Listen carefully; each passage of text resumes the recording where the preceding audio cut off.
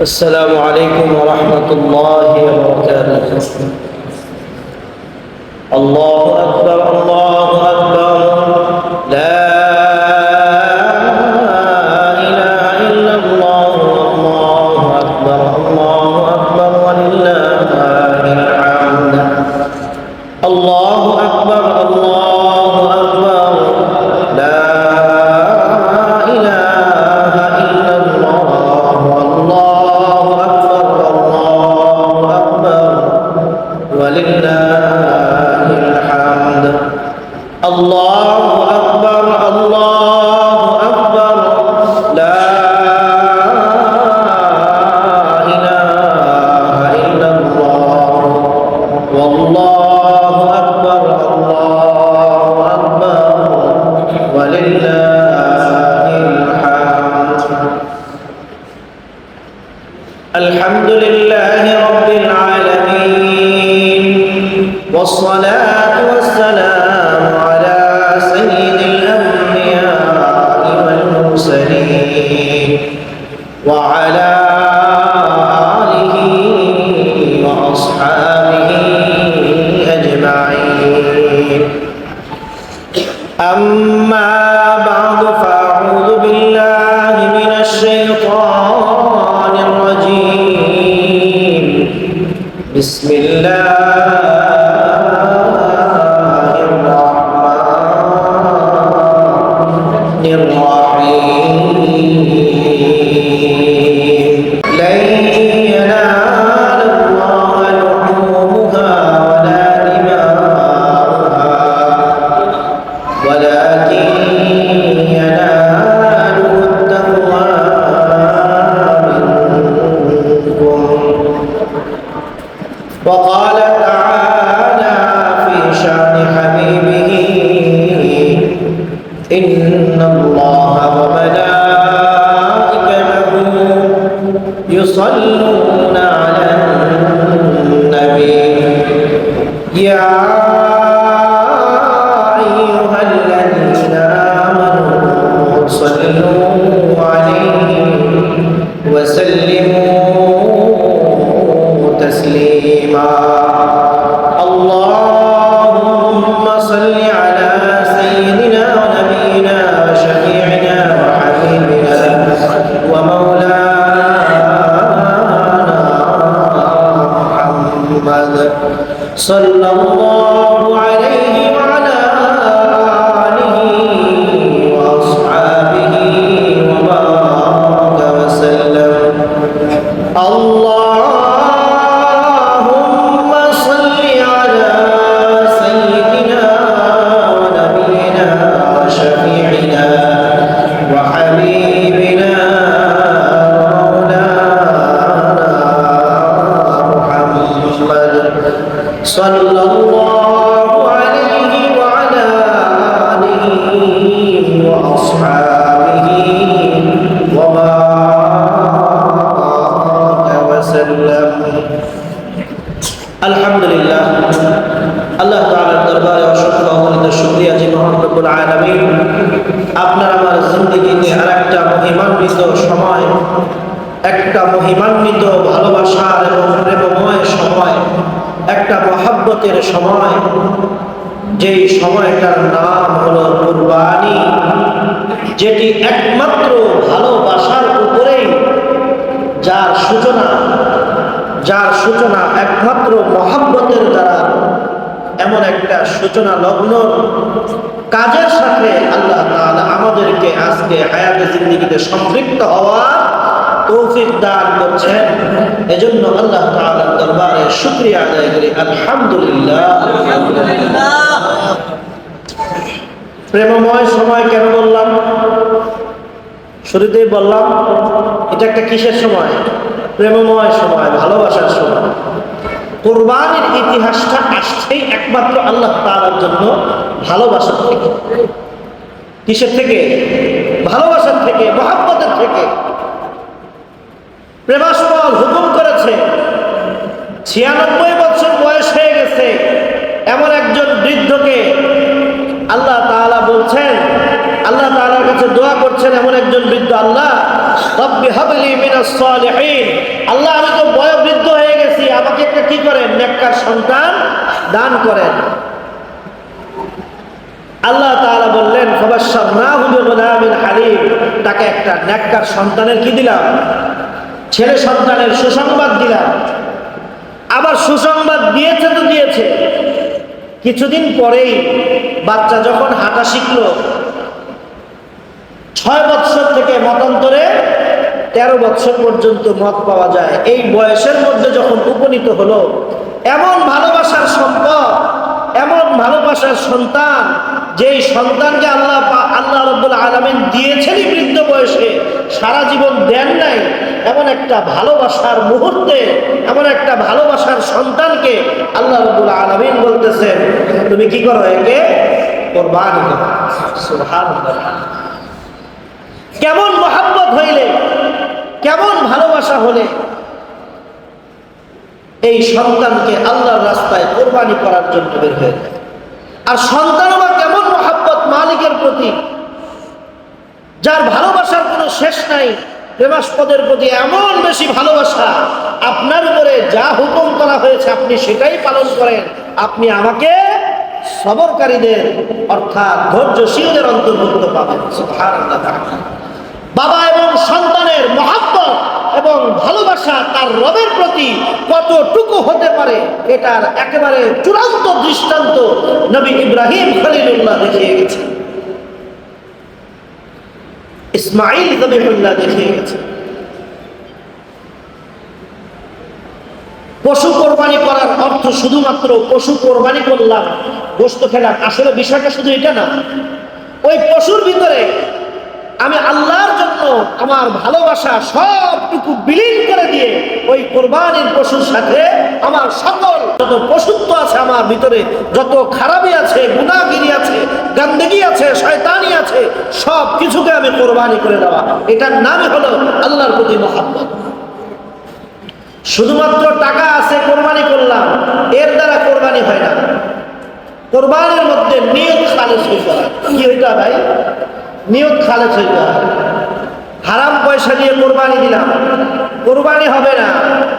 পশু জবাই হবে, গোস্ত বাড়িতে যাবে, গোস্ত ফ্রিজে ঢুকবে, গোস্ত রান্না হবে, মজা করে খাওয়া হবে। পিকনিক করলেও যেমন খাওয়া হয়, সাধারণ গোস্ত রান্না করে খাইলেও যেমন খাওয়া হয়, গরু জবাই করে গোস্ত খাওয়া হবে। নিয়ত যদি খালেস না থাকে, গোস্ত খাওয়া হবে, আল্লাহর দরবারে কোরবানি হবে না। এই জন্য কোরবানির পূর্ব মুহূর্তে আমাদের নিয়তটাকে আগে খালেস করা চাই। কোরবানির পশুটা কেন কিনেছি? শুধুই কি গোস্ত খাওয়ার জন্য কোরবানির এই গরু কেনা, খাসি কেনা, দুম্বা কেনা, উট কেনা, নাকি একমাত্র রেজায়ে মাওলার জন্য এই গরু, দুম্বা, উট, ভেড়া, বকরি এগুলো কেনা? এই জন্য নিয়ত যদি ডিস্টার্ব থেকে থাকে, নিয়ত ঠিক করেন। ইব্রাহিম খলিলুল্লাহর মতো আমাদের হয়তো পরীক্ষা দিতে হবে না, কিন্তু ইব্রাহিম খলিলুল্লাহর মতো নিয়ত যদি খালেস না থাকে, তাহলে সেই কোরবানি আল্লাহর দরবারে কবুল হবে না। এই জন্য আমাদের এখনো যদি আমাদের নিয়তে গন্ডগোল থেকে থাকে, শুধু গোস্ত খাওয়াই নিয়ত থেকে থাকে, শুধু বরত্ব আমিত্ব দেখানোই যদি নিয়ত থেকে থাকে, তাহলে এটাকে এখনই এই মুহূর্তে ঝেড়ে ফেলে দেন। একমাত্র আল্লাহর সন্তুষ্টির জন্য। আমার ধন সম্পদ আছে, আল্লাহ তাআলা আমাকে হুকুম করেছেন যে আমার সম্পদ থাকলে সম্পদ থেকে আমাকে কি করতে হবে? কোরবানি আদায় করতে হবে। এই কোরবানি আমি আল্লাহর সন্তুষ্টির জন্য দিচ্ছি। একমাত্র এটাই যদি সন্তুষ্টির উদ্দেশ্য যদি হয়, তাহলে এই কোরবানি দ্বারা আল্লাহর সন্তুষ্টি অর্জন হবে, এই কোরবানির দ্বারা পেটও পূর্ণ হবে। আল্লাহ রাব্বুল আলামিন পবিত্র কালামুল্লাহ শরীফের মধ্যে বলেন, লা ইয়ানালুল্লাহু লুহুমুহা ওয়ালা দিমাউহা ওয়ালাকিন ইয়ানালুহুত তাকওয়া মিনকুম। আল্লাহর কাছে তোমাদের পশুর রক্ত, মাংস এগুলা কিচ্ছু পৌঁছায় না। লা ইয়ানালুল্লাহু লুহুমুহা, তোমাদের যেই পশু কোরবানি করো, এটার সামান্য একটু এক টুকরা গোশত আল্লাহর কাছে কি করে না? যায় না, পৌঁছায় না।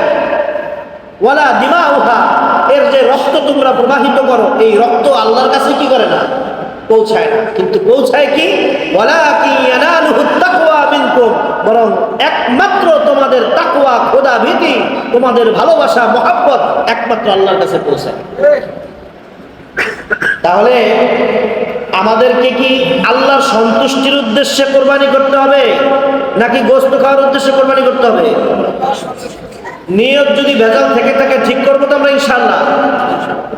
নবী ইব্রাহিম খলিলুল্লাহ দেখাই গেছেন বুড়া বয়সে সন্তান, যেই সন্তানের প্রতি এত বেশি মহব্বত, বুড়া বয়সে একটা সন্তান 96 বছর বয়সে কি মনে করছেন সারাটা জিন্দেগি পার হয়ে গেছে, বার্ধক্যে উপনীত হয়ে গেছে, তখনকার একটা সন্তান একেবারে ছোট্ট শিশু বাচ্চা, বালক বাচ্চা, এই বাচ্চাকে আল্লাহ রাব্বুল আলামিন বলতেছেন তোমার সবচেয়ে মহব্বতের জিনিসটা আমার জন্য কোরবানি করো।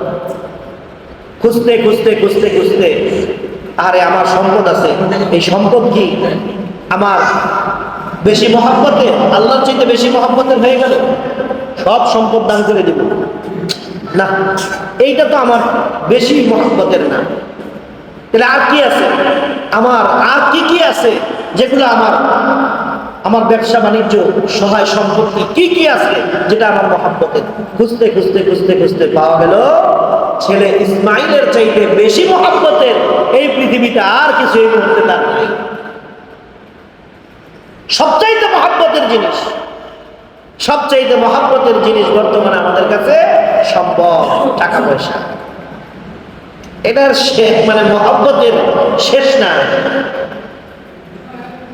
যার 5 টাকা আছে সে 10 টাকা কামাই করার জন্য পাগল, যার 20 টাকা আছে সে 30 টাকা কামাই করার জন্য পাগল, যে 500 টাকা রোজে কাজ করে সে 700 টাকা রোজে কাজ করার জন্য পাগল, যার 10,000 টাকা বেতন আছে সে 15,000 টাকা বেতনের জন্য পাগল, যার 1 তলা বাড়ি আছে সে 2 তলা বাড়ি করার জন্য পাগল, যার 5টা বাড়ি আছে সে 20টা বাড়ি করার জন্য পাগল।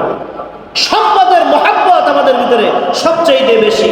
এই সম্পদের কোরবানি যদি আমরা দিতে না পারি, ঠিক মতো যদি কোরবানি আদায় করতে না পারি, ঠিক মতো যদি যাকাত আদায় করতে না পারি, এই সম্পদ দুনিয়ার দৃষ্টিতে বাড়বে ঠিকই, কিন্তু এই সম্পদ আমাকে জাহান্নামে নিয়ে যাবে। আর যদি সম্পদ আমার পাহাড় পরিমাণ থাকে, আর সেই সম্পদ যদি আমি সঠিক পথে আল্লাহর রাস্তায়ও যদি ব্যয় করি, তাহলে আমার সম্পদ পাহাড় পরিমাণ থাকলেও এই সম্পদ আমাকে জাহান্নামে নেবে না, বরং আমার সম্পদ থাকলেও সেই সম্পদও আমাকে জান্নাতে নিয়ে যাবে। সুবহানাল্লাহ। এজন্য আসুন আমরা সম্পদের সঠিক ব্যবহার করি। নবী ইব্রাহিম আলাইহিস সালাতু ওয়াস সালাম শিখায় গেছে মহব্বত কাকে বলে, ভালোবাসা কাকে বলে, কিভাবে কোরবানি দিতে হয় নবী ইব্রাহিম খলিলুল্লাহ শিখায় গেছেন। আর এই জন্যই আল্লাহ তাআলা তাকে ইব্রাহিম খলিলুল্লাহ, আল্লাহর বন্ধু বলে তাকে ঘোষণা দিয়েছেন। ইসমাইল জবিহুল্লাহ এমন সন্তান, বলে বাবা আপনি আমাকে তো কোরবানি করবেন, জবাই করবেন, আপনার আমার দিকে তাকাইলে মায়া লাগতে পারে, আপনি কি করেন আমার চোখটা বেঁধে নেন, যাতে আপনার আমার চোখের উপরে চোখ না পড়ে, আবার চোখ পড়লে যদি আপনার মায়া লেগে যায়। সুবহানাল্লাহ। কেমন ভালোবাসার পরাকাষ্ঠা ওনারা দেখিয়ে গেছেন, কি ভালোবাসা। আল্লাহ রাব্বুল আলামিন সেই ভালোবাসার একটা নিদর্শন স্বরূপ, যেই ভালোবাসার প্রমাণ নবী ইব্রাহিম খলিলুল্লাহ দিয়েছেন, নবী ইসমাইল জবিহুল্লাহ দিয়েছেন, সেই ভালোবাসায় সন্তুষ্ট হয়ে আল্লাহ রাব্বুল আলামিন বলেন যে এই জিনিসটা, এই কাজটা তোমাদের আমার কাছে এত পছন্দনীয় হয়েছে যে তোমার পরবর্তী সকল উম্মত এই কাজ করতেই হবে, করতেই হবে। আল্লাহ তাআলা এটাকে কি বানায় দিলেন? নিদর্শন বানায় দিলেন। কিয়ামত পর্যন্ত এই কোরবানির কাজ চলতে থাকবে। পরিশেষে কোরবানির ইতিহাস আমরা জানবো। কোরবানির ইতিহাসের মধ্যে আল্লাহর প্রতি ভালোবাসাটা হলো সবচাইতে মুখ্য বিষয়। দুনিয়ার সকল বিষয়টা গৌণ, আর আল্লাহ রাব্বুল আলামিনের প্রতি মহব্বত, ভালোবাসা, আল্লাহকে ভয় করা। ভয় করা 2 প্রকারের, এক ভয় করা ভালোবাসার ভয়, আর এক ভয় করা চোর পুলিশের যে ভয়, এই ভয়। চোরও পুলিশকে ভয় পায়, আবার পুলিশ পুলিশের বউরে ভয় পায়, বাকি পায় না। পুলিশ পুলিশের বউরে ভয় পায় মহব্বতের কারণে, আর চোর পুলিশকে ভয় পায় অপরাধের কারণে। একজন আরেকজনকে আমরা ভয় পাই কেন? মহব্বতের কারণে। আমার মহব্বতের মানুষটা যদি জানে যে এই কাজটা আমি করছি, আমার লজ্জায় মাথাটা কাটা যাবে, নাকটা কাটা যাবে, এটা একটা ভয়। কেন? আমার মহব্বতের মানুষগুলো, আমাকে যারা সম্মান করে, আমাকে যারা শ্রদ্ধা করে, তারা জানলে এটা খুব খারাপ দেখা যায়। মহব্বতের ভয়, কোনো মাইরের ভয় না। কিন্তু চোর এবং পুলিশের সম্পর্ক কি? সম্পর্ক হলো চোর চুরি করার পরে ভয়ে থাকে, পুলিশ না জানি আমাকে ধরে থাকে। কারণ কি? শাস্তির ভয়। আল্লাহর সাথে মহব্বতের ভয় পয়দা করতে হবে। প্যারে হাজিরিন, নামাজের সময় একেবারেই সন্নিকটে। আমরা এখন ঈদুল আজহার নামাজ আদায় করব। ঈদুল আজহার নামাজ অতিরিক্ত 6 তাকবীরের সাথে আমরা আদায় করব। ওয়াজিব অতিরিক্ত 6টি তাকবীর দেওয়া হবে। প্রথম রাকাতে প্রথম তাকবীর তাহরিমা বলার পরে অতিরিক্ত আরো 3টি তাকবীর বলা হবে। এরপরে সূরা ফাতিহা এবং অন্য সূরা মিলানো হবে।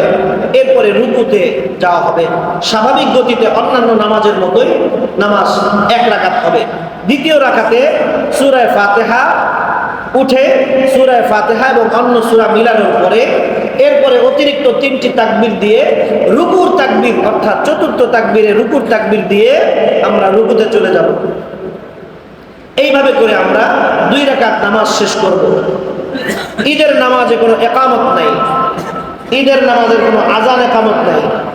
এই জন্য ঈদের নামাজের ঘোষণা হওয়ার সাথে সাথেই আমরা কাতার সোজা করে দাঁড়িয়ে যাব। ঈদের নামাজের পরে 2টি খুতবা হয়, আউয়াল খুতবা, সানি খুতবা। 2টি খুতবা হবে। খুতবার মধ্যে তাকবীর বলা হবে, ঈদের নামাজের পরেও তাকবীর বলা হবে। বেশি বেশি তাকবীর পড়া, এটাই হলো হজের, কুরবানির মূল বিষয়। বেশি বেশি তাকবীর, আল্লাহু আকবার, আল্লাহু আকবার, লা ইলাহা ইল্লাল্লাহ, আল্লাহু আকবার, আল্লাহু আকবার, ওয়ালিল্লাহিল হামদ। এটা বেশি বেশি পাঠ করা। চলতে ফিরতে, হাঁটতে, চলতে ফিরতে, বাজারে, সব জায়গায়। আপনি গাড়িতে আছেন, করতে থাকেন। এভাবে করে আমরা বেশি বেশি এই জিকির পাঠ করব। 2টি খুতবা পড়া হয়। খুতবা পড়া যদিও সুন্নাত, কিন্তু খুতবা শোনা ওয়াজিব। আমরা কেউ খুতবা না শুনে উঠবো না। আমরা ধীরস্থিরতার সাথে ভদ্রতার পরিচয় দেব। ধীরস্থিরভাবে আমরা নামাজ আদায় করব। নামাজ আদায় করে খুতবা পাঠ করব। খুতবা পাঠ করার পরে দান বাক্স নিয়ে আগেই আপনারা হুড়াহুড়ি করেন না। দান বাক্স খুতবা শেষ হবে, তারপরে চালু করবেন। এরপরে 2 মিনিটের মধ্যে আমরা দান বাক্সটা চালু করে শেষ করে ফেলবো। এরপরে সংক্ষিপ্ত মোনাজাত হবে। এরপরে আমরা বাড়ির উদ্দেশ্যে যাব, আমরা কোরবানির উদ্দেশ্যে যাব। ঠিক থাকবে তো ইনশাআল্লাহ? খুতবা চলাকালীন আল্লাহর ওয়াস্তে খুতবা নষ্ট করবেন না। খুতবার সময় কোনো দান বাক্স চালু করবেন না। খুতবার পর পরে সাথে সাথে চালু করবেন, এবং খুতবা শেষ হওয়ার পর পর দান বাক্স শেষ হলে সাথে সাথে আমরা মোনাজাত করে তারপরে আমরা কোরবানির উদ্দেশ্যে যাব। আল্লাহ তাআলা আমাদেরকে তৌফিক দান করুন। একটা বিষয় খেয়াল রাখার, সেটা হলো, এটা না খেয়াল রাখলে আমাদের সবার জন্য গুনাহ হবে। সেটা হলো, আমরা যে কোরবানির পশু জবাই দিব, এই বর্জ্যটা আমারটা আমাকে পরিষ্কার করতে হবে। আমার বর্জ্য, আমার এটাকে মাটি চাপা দেই, ফেলে দেই, ধুয়ে দেই, যেটাই করি আমার চেষ্টা করতে হবে এটাকে সম্পূর্ণ একেবারে পরিষ্কার করে ফেলার জন্য। আমার দ্বারা যেন আরেকটা মুসলমানের কোনো ক্ষতি না হয়, একটা পশু পাখি জীবজন্তুরও যাতে কোনো ক্ষতি না হয়। আমি যদি মুসলমান হই তাহলে আমাকে এটা খেয়াল রাখতে হবে। আল্লাহ তাআলা যা কিছু আলোচনা করলাম এর উপরে আমি সহ আমাদের সবাইকে আমল করার তৌফিক দান করুন। ওয়া মা তাওফীকি ইল্লা বিল্লাহ।